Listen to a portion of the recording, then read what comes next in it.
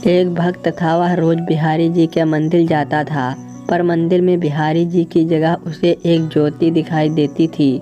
मंदिर में बाकी के सभी भक्त कहते, वाह, आज बिहारी जी का श्रृंगार कितना अच्छा है, बिहारी जी का मुकुट ऐसा, उनकी पोशाक ऐसी है।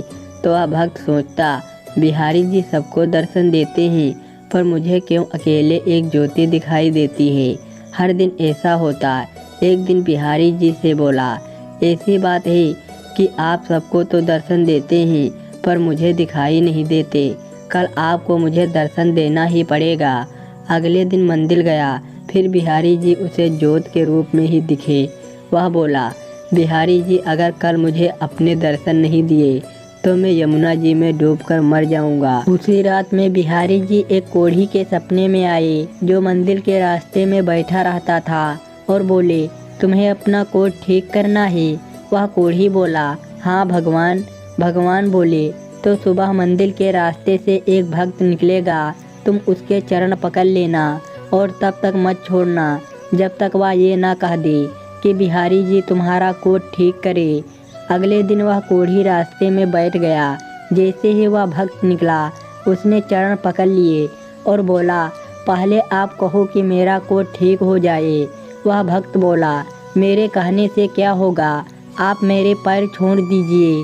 कोढ़ी बोला, जब तक आप ये नहीं कह देते कि बिहारी जी तुम्हारा कोट ठीक करे, तब तक मैं आपके चरण नहीं छोड़ूंगा। भक्त वैसे ही चिंता में था कि बिहारी जी दर्शन नहीं दे रहे, ऊपर से कोढ़ी पीछे पड़ गया है।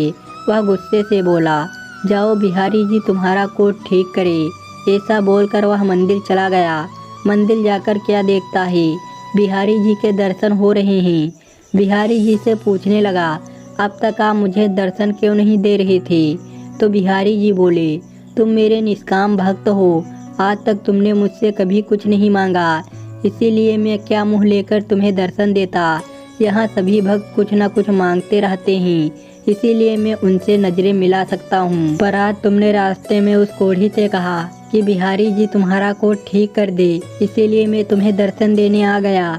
कहानी का सार, भगवान की निष्काम भक्ति ही करनी चाहिए। भगवान की भक्ति करके यदि संसार के सुख ही मांगे तो फिर वह भक्ति नहीं, वह तो सौदेबाजी है। कहानी अच्छी लगी हो दोस्तों तो लाइक और सब्सक्राइब करिए।